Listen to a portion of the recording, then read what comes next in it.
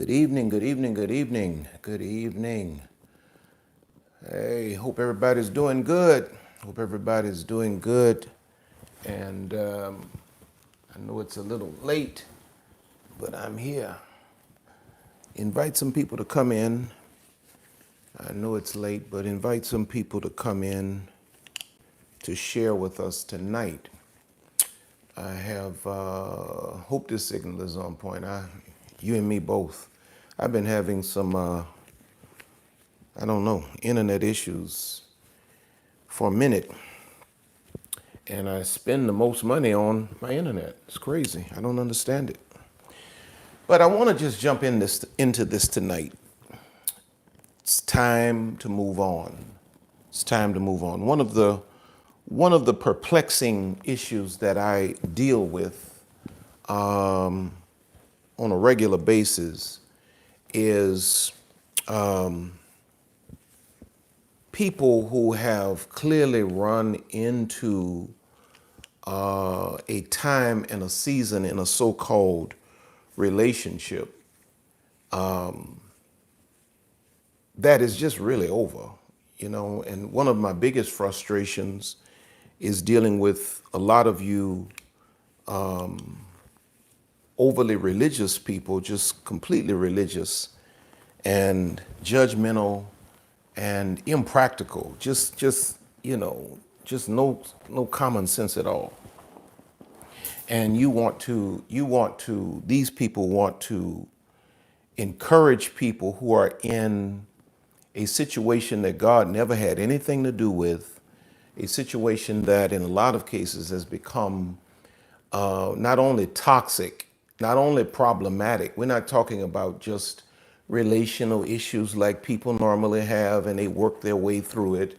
We're talking about almost well, sometimes absolutely life-threatening situations, and then you have these ridiculous people who, try and encourage these folk to work on something. It's like, you're locked in a cage with a lion, and somebody's trying to tell you, work it out, work it out, work it out, and you're about to lose your life. You're about to lose your life. Marital issues, you're supposed to work on that thing, hang in there and work with that thing as best you can, providing, a person is equally contributing to the marital covenant. It's no longer a covenant if you have forfeited on your responsibilities to me. You sleeping with somebody you ain't got no business sleeping with. You putting your hands on me. A husband is supposed to honor, wife is supposed to submit. The two are supposed to come together and create something beautiful. But you got to have both parts of that situation working. You got to have both parts of that situation working. Now, maybe I'm just the wrong one. Maybe I'm just not religious enough for y'all. Maybe because y'all see I'm a pastor and carry these religious titles. Maybe you thought I was just religious like that. I'm not just religious like that. I believe that a person is supposed to seek God. A person is supposed to live within the framework. A marriage is supposed to be a structure where both parties are blessed, both parties are served by the other, the husband serving the wife serving the husband. But then there are a lot of you all who are not even in marital situations. You in a so-called boyfriend, girlfriend thing, and somebody's just completely misusing and abusing you. And you can't seem to, and I was having a conversation with, a typed conversation with someone, and they brought out a great point that, we probably need to bring in therapists into some of these discussions because, my positions are always from my real life experiences and based on biblical principle, which a lot of religious folk and I just don't see eye to eye relative to what God is saying. I just don't think that God, needs you to lose your life in a situation that started out nowhere and is going even further nowhere fast. I don't think God needs you to sit and lose your whole life in that situation to be glorified. I just don't believe it. Now I know a lot of y'all religious folk don't agree with me, and that's cool. I don't believe I'm supposed to, God's gonna give me one life and I'm gonna lose my whole life in a situation going absolutely nowhere, doing absolutely nothing for me. I just don't believe it. And the sad thing is, most of these relationships are not even marital. A lot of you are tied up in toxic situations going absolutely nowhere, and you sitting around here losing time, losing years, instead of just, just it's time to move on. It's time to move on. If Lisa and I up in this house, she got her man on the side, I got me a woman on the side, and the police come in here every other weekend, and it's so toxic. We got all the children involved in our mess. Now it's all over the church. Well, what you think we're supposed to do with that? What are we really supposed to do with that? We go to counseling, that doesn't work. I don't want to go to counseling. She wants to go to counseling. I'm sitting up here scared for my life. She done threatened to use the gun on me and all of this kind of thing. What am I supposed to do with that? I mean, I'm just kind of frustrated. I'm just kind of frustrated. And I'm frustrated because some things to me are just common sense. And it doesn't matter how much I want it. It doesn't matter how much I want it. It's the Bible says in Amos 3:3. Now I'm gonna calm down. I'm gonna calm down. Let me calm down. I'm telling you though, man, religious people just they wear me out. They wear me completely out. Amos 3:3 says, "Can two walk together except they be agreed?" Now, mind you, most of these old wore out, raggedy situationships were created based on lust. In other words, you jumped into this because you got, your sex drive was up there, and this person looked a certain way, smelled a certain way. This person was your type. And because this person was your type, you never took the time to even figure out if we agree or not. And so now you done created this whole relationship, this whole soul tie. You done got all up in, you done had sex, y'all done made babies before the wedding and all of this kind of thing here. And now after all of that stuff wears off, all of the shine wears off, now you're figuring out, okay, I want to go to the penthouse. This person is satisfied in the basement. I want a career. This person is satisfied with welfare. I love God. I worship Jesus. This person has made up his or her mind. They don't want to have any kind of assent to spirituality at all, much less Christianity. It's like you most of us make the mistake of investing everything before we read the fine print. And then you want me to come here and you want me to appease this. I just don't have no way to appease this. I'm frustrated tonight.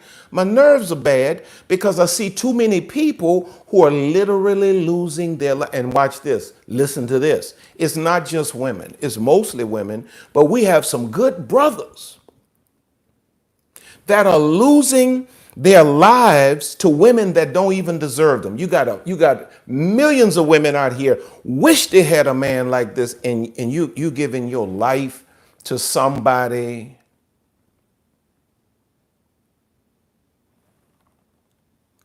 Deuteronomy 22:10 says, "Thou shalt not plow with an ox and an ass together." In other words, if we're of two different natures, Lisa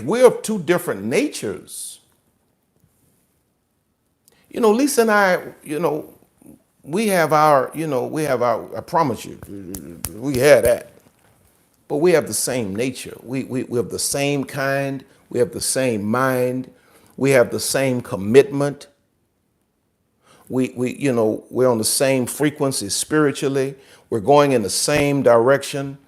But there are a lot of you who are involved in situationships where you're a stallion, they're a donkey.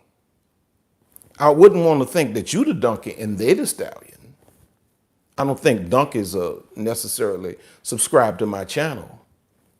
But one's a stallion, the other's a donkey. And then you take and you put a yoke on the neck of the stallion, and then you put a yoke on the neck of the donkey, and then you say, okay, whatever signal you got to give for them to move forward. And then, the stallion taller than the stallion got a different stride. The donkey, don't want to move, stubborn and all of that. And you mess around and you break the neck of a stallion, or even both, because you tied two unlike beasts together. Well, how can you expect to go in a healthy and positive direction in a so-called relationship when you have tied yourself to somebody that's not even of the same nature, not even the same kind? And I'm not talking about race. I'm not talking about race. Some of y'all boiled it down already to race. No. I'm talking about spirit and soul. You got to be of the same nature. When you look at this person that you have given these years to, does this person reflect who you are? No, ma'am. No, ma'am. No, ma'am. They do not. You're just struggling with broken consciousness, and you have tied your sense of value to a relationship. No, brother. No, brother. She is not of the same nature. You're like Samson was with Delilah. You are infatuated, you are in lust, and you know those hips and those lips and those tips just got your mind blown, but the chick was never, let me dig that back. I don't like using that kind of language. The lady was never of the same nature. In fact, about it, you've had to, watch this, you've had to come down. The only way a stallion and a donkey can walk together, watch this, is the stallion got to come down and the stallion has to slow down. And now you're sitting there saying, what should I do? What should I do? Get this yoke off of your neck. Get this yoke off of your neck.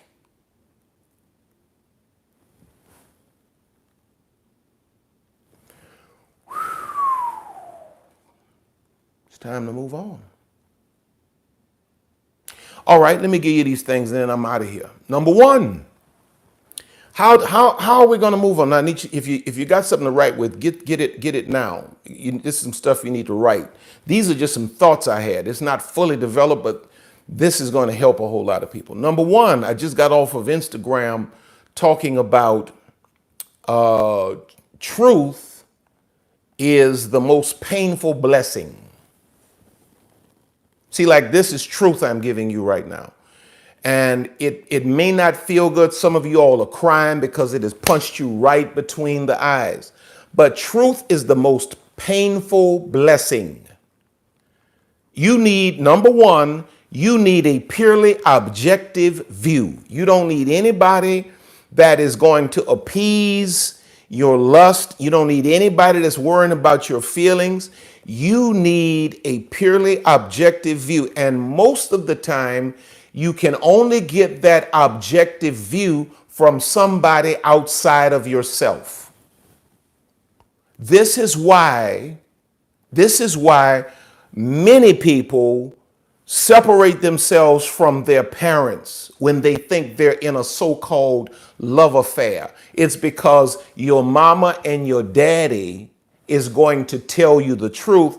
And when you know you're a donkey or you know you're a stallion trying to connect yourself to a donkey, you separate yourself from mom and dad because you don't want to hear the truth. You even get rid of your best friends, your real best friends, and you find a new circle that's going to agree with your lies because you don't want anybody to disrupt this fantasy of a situationship that you're trying to create. And then you want me to come here and talk nice and nice. And I try to do that, but there are days that I just have enough. And it's time now. Number one, you need a purely objective view. John 8:32 says, you shall know the truth, and the truth shall make you free. You cannot separate freedom from truth. You cannot separate freedom from truth. Watch this. Here's some hard truth. Here's some hard truth. It's going to set somebody free. You are not this man's future. You're a side chick. I know he told you he going to leave. How many years has this dude been telling you? That man is not going to leave his wife. Talking about he's not going to separate himself from his children, his reputation, and his finances to come over here messing around with you. You just all up in the bed with this man. Here's the truth. You are not his future. You're a side chick. And you gotta be able to hear that. You don't have a wife, brother. That's not a wife. That's not a wife. That girl you with, I know she's finer than any woman you've ever had, and I know your mind is blown, but she really just using you for the paycheck. That's the truth. You're a paycheck. You're not her future. You're not even her man. You're just a paycheck. That's the truth. And before we can get you free, before you can move on, you need a purely objective view. You need somebody that will look you in your eye and talk to you just like I said that to you. You playing the role of a side chick. That's not who you are, but that's what you're playing. That's what you're doing right now.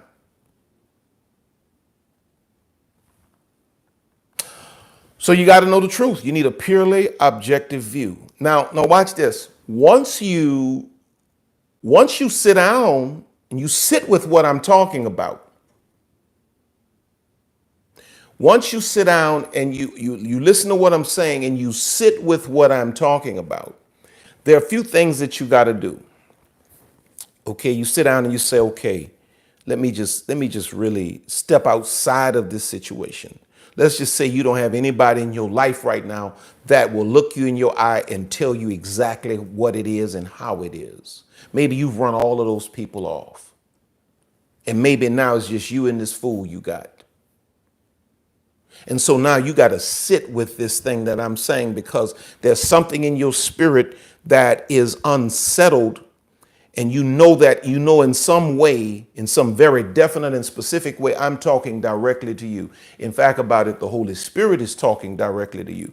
First thing you got to do is you got to watch this. You got to pay attention. This is how you're going to move on. You got to pay attention to the thoughts you've always ignored. Because what has happened in your broken consciousness, it's not that things have gotten by you. It's that you have pushed them to the side. You swept them under the rug. You've seen it the whole while. You've been watching this thing play out for the longest. But you see, you want the fantasy so bad that you ignore things and you just sweep them under the rug. You've ignored a lot of stuff. Now, that truth has hit you between the eyes. Now you got to pay attention to the thoughts you've always ignored.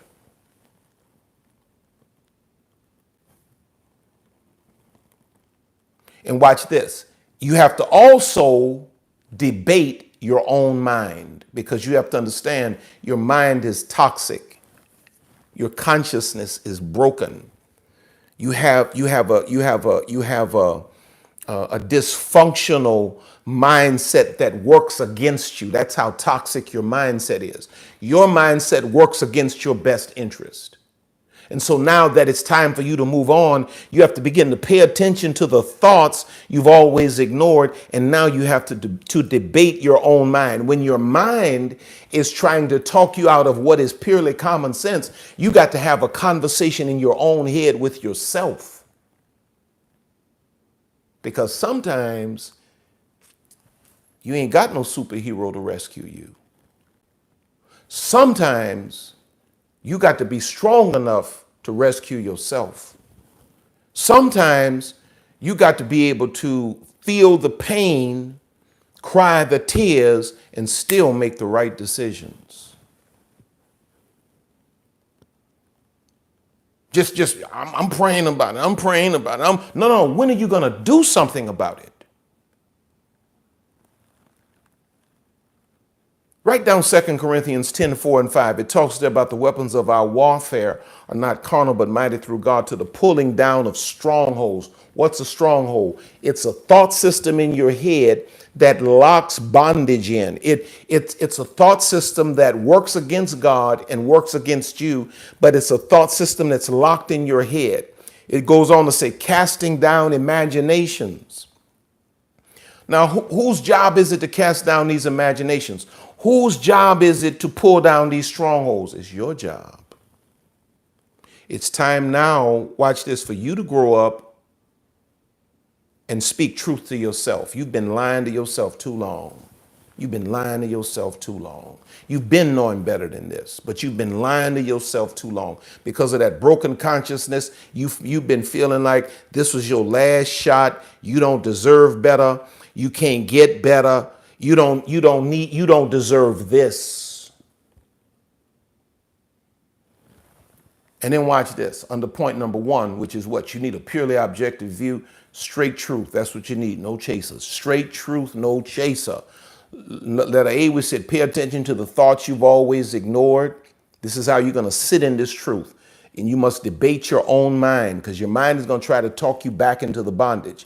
Letter B, find the person that's not consumed with your feelings and will give you the plain truth. Stop running to people that you know are as broken as you are and are going to always tell you what you want to hear. Find somebody, even if that has to be a neutral person that you have to pay and is not connected to you in any personal way, and will listen to your story and be able to look you in your eye and tell you, you playing the role of a side chick, babe. This man ain't gonna marry you. This man is not gonna leave his wife for you. This woman is not no wife, man. This woman is an opportunist. You are nothing but a paycheck, brother. You need somebody to tell you that. You running around here thinking you a player. You got to lose the L. You ain't nothing but a payer. And the L stands for loser. You are the biggest loser in this situation. You need somebody you need a person that is not consumed with, don't care nothing about you crying, don't care nothing about you feeling bad. You need somebody that will give you the plain truth. Proverbs 27:5-6 says, open rebuke is better than secret love. Faithful are the wounds of a friend, but the kisses of an enemy are deceitful. People that's telling you good when you really bad, you right when you really wrong, are enemies. All these little BFFs you got running around here looking at this man misuse you and abuse you like that and encouraging you to stay in something like that, they ain't your friends, man. You need some objective truth. Number 2, watch this. This is how you move on. You need that objective truth that kind of just does like I'm doing tonight, right between the eyes. 1, 2-piece. There you go. That's what you need. You need somebody that's going to put a 2-piece on you every time you try to go backwards. Another one, an uppercut. You need somebody that's going to do it to you just like that, with no concern about your feelings, your crying. They don't care nothing about you getting mad. They don't care nothing about you not calling them, blocking them. Every time they get a chance, they're going to give you some more of that truth. Because it's time for you to be free. You sitting around here losing your whole life to a situation that you should have never even entertained. You need some truth finally. You've had enough lies. You need somebody to tell you the truth. You ain't going to get free. You can buy all my books. You can get all of my online programs. You can buy everybody else's books and read all of them and memorize every word. If you don't do something, you are not going to be free. Whew. Number two. So number one, you need that objective truth. Number two, objective truth. Number two, you got to grieve the disappointment. Because when you start coming out of, these situationships that you had put so much hope in, it's like a death. And I'm not insensitive to that. But you've had enough people that have been sensitive to that and don't want to hurt your feelings and don't want to make you feel bad. That's a recipe for losing the rest of your life. I didn't come here for that. I came here to give you the hard truth. And now I'm saying to you, pull back from this thing, cut this thing off, and now grieve the disappointment. You're not grieving the individual. You are grieving the lost hope. That's what you're grieving. So, don't feel like you're a punk because you crying. When people die, when things die, we cry. I was just talking to one of my friends. I'm not a dog person. Anybody knows me know I'm not no dog. I'm scared of dogs. You can be that small. I'm scared of dogs. If I come to your house, please put your dog up. I'm scared of dogs. I don't deal with dogs. But I have a friend who loves her dogs, and her dog just recently passed, and she was talking about how she's just grieving, how that thing has just done something to her, and I have empathy for that, because when things that especially we invested in and loved die, we grieve. So you don't get this truth and then jump all on social media like, I ain't feeling nothing. I'm over it. No. You need to pull back and you need to grieve the lost hope, because you had a whole lot of hope in this thing, that it would be exactly what you desired it to be, that it would be what you needed it to be. And it turned out to be a lie. It turned out to be a lie. Now you have to what? Grieve it. Matthew 5:4 says, blessed are they that mourn, for they shall be comforted. You gotta mourn. You gotta grieve this thing. And when you grieve it, it's like Life Jennings said, crying is like taking your soul to the laundromat. There's something about releasing that toxic emotion that lets it out and allows the soul to heal and to breathe. You got to grieve that thing. You don't need a bunch of people. That's why you don't need another man. You don't need another woman right now. You need to just pull away to yourself, just you and God, and you need to grieve this thing.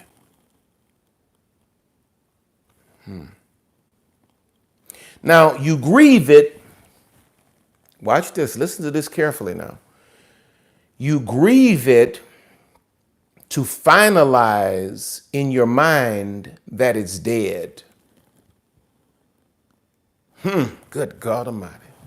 I'm telling you now, I don't know if y'all realize what I'm putting down. The Holy Spirit gave this to me for y'all. You grieve it to finalize in your mind that it's dead. So you grieve it, and then you have the funeral. Listen to what Proverbs 13:12 says. Unrelenting, and I think this is probably the amplified version. I didn't write it. Proverbs 13:12 says, unrelenting disappointment leaves you heartsick. The King James reads like this: hope deferred makes the heart sick. In other words, when I had great hopes in something and it didn't work out, I had to accept it's not working out. And I had to allow it to die, and I had to grieve it, and now I got to bury it. Doesn't matter how much I hoped for it. It was never meant to be. That's not going to happen. So I got to grieve that thing, I got to deal with that thing because I need to psychologically position myself where I finalize this in my mind that this is dead. Now let me give you A, B, and C under this here. This is just a outline and it's not complete yet. I'm gonna come back and teach this in a more robust way later. Now, while you're grieving the disappointment of this hope deferred, this hope put off, this hope that has died, letter A, anchor yourself in dignity. Anchor yourself in dignity. While you're grieving it, anchor yourself in dignity. In other words, you got to remind yourself of who you are. You cannot allow yourself to fall to certain lows where you're begging and crawling back and all of this kind of stuff, all this kind of thing. You're more dignified than that. Have more respect for yourself than that. Anchor yourself in dignity. Letter B, privately vent your emotion. Don't publicly, while you're grieving this thing, don't publicly vent your emotion. Don't be all over Facebook and Instagram writing all of this stuff, letting all of these strange people into your soul, into your emotions. All you're doing when you start venting your emotions publicly is that you're inviting more predators to come into your life and take advantage of your vulnerable moments. You got to privately vent your emotion. Your emotions are not for public consumption.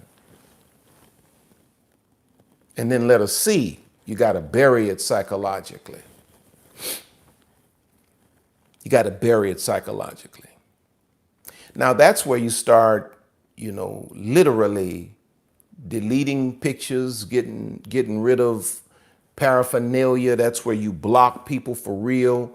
That's where you block them and delete their information from your phone so that, all of that. You cancel them. You cancel them. Y'all want to cancel everybody but the one that you need to be canceling. You're all only trying to cancel Kirk Franklin and everybody. You need to be canceling this hobo that you've been tied up with for the last 10 years that has done nothing but break your heart. Stop canceling other people. Cancel the ones that you need to be canceling. You cancel them. Bury it. Bury it.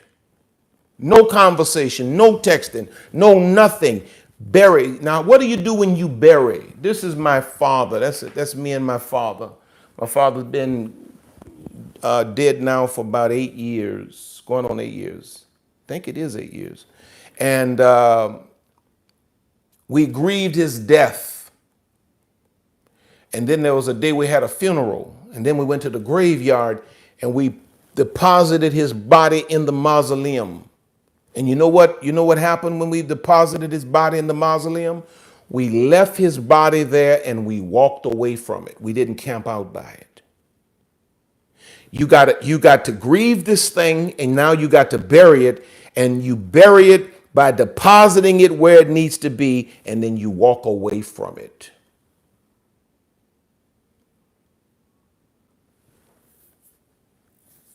Well, you cancel a person. Question is, how do you cancel a person that you have children with? Well, there's isolation and then there's insulation. Number one, you have to realize that children are not going to be children very long. Little kids turn into adolescents. And adolescents are very, very, they become very independent. And then they turn into teenagers. And when they turn into teenagers, they're like little adults. They can call and go and move like they want to move. So in other words, you don't have long to have to be having interaction with this person. But while you do, you insulate your soul. That's where you anchor yourself in dignity. You insulate your soul that even when you are in their presence, that there's no way for them to re-enter your life because you are insulated. Number 3, moving on. How do we move on? How do we move on? You need an objective truth. You need to grieve the disappointment of this situation. You got to create, number 3, you must create your own closure. Because when you walk away from that thing, What's going to happen in your mind? Listen to me well. What's going to happen in your mind is your mind, your broken consciousness is going to start saying things to you like this. But you need closure. You need closure. You need them to answer this for you. And see, your this idea that you need the same person that opened the wound to close the wound, the idea that the person that created the wound is the one that's going to close the wound. See, as long as you have that, you're going to be finding ways to interact because you feel like you need closure. The closure you need is from within. You never need a toxic person that has done nothing but waste your life and time to give you closure about anything. Number one, they lied to you the whole while, so what makes you think they're going to ever tell you the truth? Now you create this closure. Watch this. Number one, I want you to hear this now. This is a hard truth. Forgiveness. Forgiveness. What do we mean by that? Move forward and leave them to God. Trust God to temper your emotions and chart your future. That's what forgiveness is. Forgiveness is not about saying, okay, well, whatever what you did wasn't so bad. It was all right, and I'm gonna still, have some relation. No, no, no, no. Forgiveness is about saying, okay, you're no good and low down and no good. I recognize that. You've done too much damage to my past for me to transport you into my future. So I'm not going to allow the train of bitterness to carry you into my future. I'm going to wash my hands of you at this point and leave you in the hands of the Creator, the one that sees all, knows all. I'm going to leave you in his hands, and I'm going to let you go. I'm going to reach for him, and I'm going to trust him to chart my future and temper my emotions so that I can move forward in a healthy fashion without transporting you in my heart. That's what forgiveness is.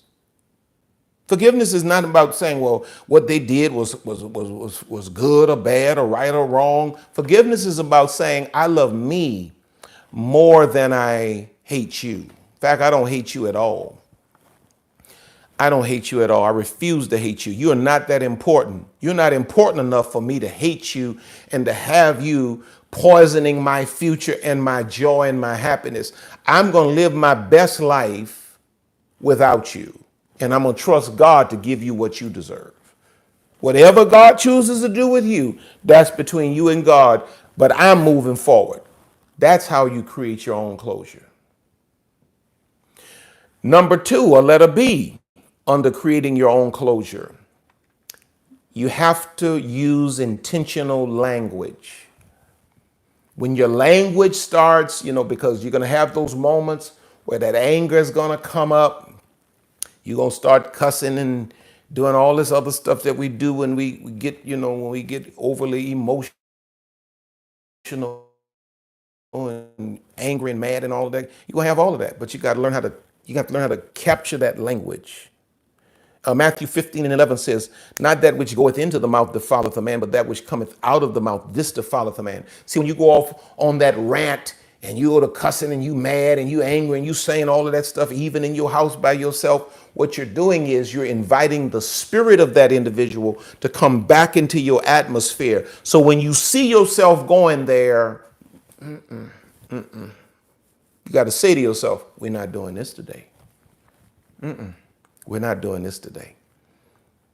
And see, and it's not going to take long. It's not going to take long. You're going to get that person completely up out of your spirit, up out of your soul. You're going to get them completely out of there because you're going to forgive. You're going to leave that where it's at, and you're going to control your language.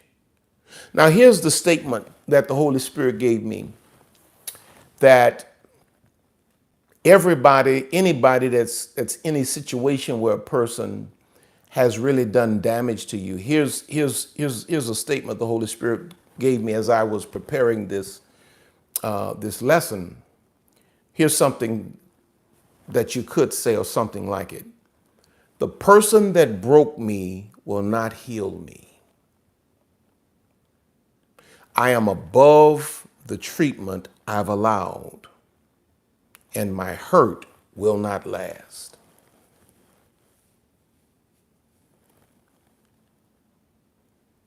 The person that broke me will not heal me. I am above the treatment I've allowed, and my hurt will not last. If you take that statement right there, and if you put that on your mirror, the person that broke me will not heal me.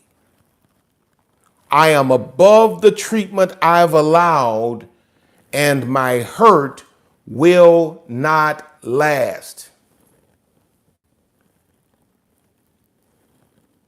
If you keep that before you, and if that becomes your language, what are you doing?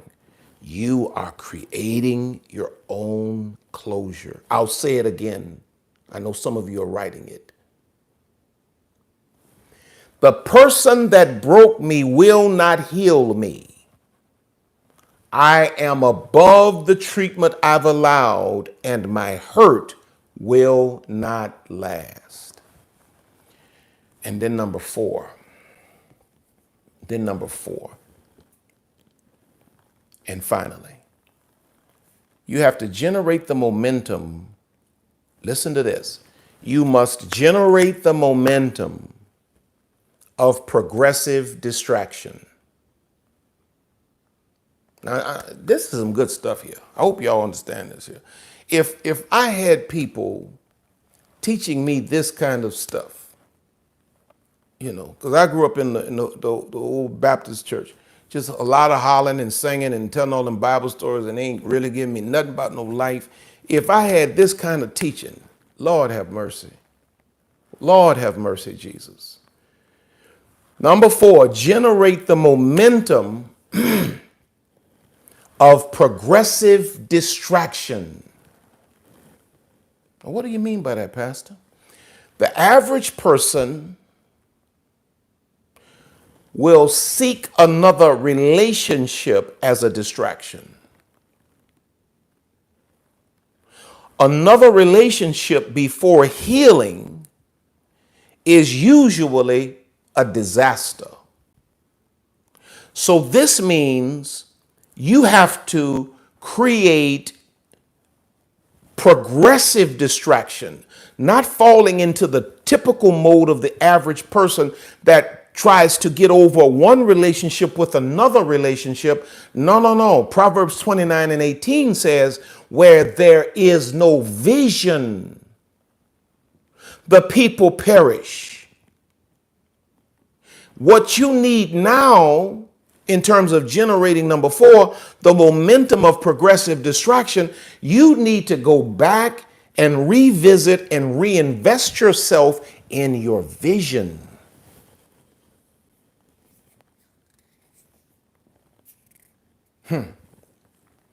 Generate the momentum of progressive distraction. Give yourself to those things that are larger than you. Give yourself to those things that are serving others. Give yourself to those things that are pleasing to God. Give yourself to those things that pour into your self-esteem. Give yourself to those things that identify who you really are and reinforce your identity. All of the things that this other situation drained you of. Now, let me give you this, and then I'm out. Oh, maybe I'm not. Letter A, invest in you. Progressive distraction. Invest in yourself. Learn your personality. Learn your personality. Learn what you love. Learn what you like. Do the things you've always wanted to do. You need a revelation of you. Invest in you. Psalms 139:23-24 says, search me, O God, and know my heart. Try me and know my thoughts, and see if there be any wicked way in me, and lead me in the way everlasting. God, open me up to me. I need a revelation of me. I've given myself to this and to that, to him and to her. And God, now I need a revelation of me. Letter B, remember your goals before you were distracted. Remember what you wanted to do before you got caught up in this here? Revisit those things. And then let me give you, I actually have a fifth one. And then I'm out for real this time. 5 is it. Let's see if I can go through them again. Number 1, we said you need an objective truth. You need a purely objective view or truth. This is how you begin to move on. Number 2, we said you got to grieve the disappointment. Don't think it's strange that you're grieving. Grieve the disappointment, grieve it, have the funeral, bury it, but then walk away from it. Number 3, we said you must create your own closure. It's a mistake to think that the person that created the wound is going to be the one at the hospital stitching you up. The person that broke your heart is not the one that's going to put it back together again. You have to create your own closure. Number 4, we said generate the momentum of progressive distraction. Don't fall for the okie doke, trying to get into a new relationship to get over an old one. You're not healed yet. The best you can do in a situation like that is go into somebody else's life that may mean you well and break them because you're broken. Deal with your issues. Generate the momentum of progressive distraction. Give yourself to things that are progressive and productive. And then number 5, and I'm out. Calm down and wait on God. Calm down and wait on God. Calm down and wait on God. Calm down and wait on God. You don't need to cut nobody's ties. Calm down and wait on God. Calm down and wait on God. Stop being driven by your emotions. Calm down and wait on God. Let me read this. Isaiah 40:31 says, but they that wait upon the Lord shall renew their strength. They shall mount up with wings as eagles. They'll run and not be weary. They shall walk and not faint. Calm down and wait on God. God is coming to your rescue. Just get out of his way. Calm down and wait on God. Calm down and wait on God. God is going to restore everything the devil thought he stole. Every broken place in your heart, God is going to repair. Calm down and wait on God. Stop expecting men to do what only God can do. Calm down and wait on God. He's your source. He's your answer. He's your deliverer. Calm down. Calm down and wait on God. It's time for you. It's time for you to move on. This thing is dead. Let's bury it. Wait on God. Did y'all hear what I said tonight? Did you hear what I said tonight? I hope you caught what I said tonight. Because I don't normally come on here this time of night, but the Holy Spirit said, drop this in their souls tonight. Drop this in their souls tonight. It's time to move on. God has bigger, better for you. It's time to move on. I want you all to know I love you now. I got to go. I love you. Don't forget to stop by my website, sign up for my mailing list. Check out those online programs while they're 66% off. And of course, go by Amazon, pick up all of my books. And just know that Lisa and I love you. I know I'm missing something. Those of you that have sown into my life tonight, I want you to know I love you and I appreciate you. Those of you that just buy my books and support everything I do, I love you all. Lisa and I love you so much, and we appreciate you with all of our hearts. We really, really, really do. We really do. Don't forget, look in the description and go and follow me on Instagram, Facebook. Follow me on those other platforms so we can stay, that we can, that we might be able to stay connected.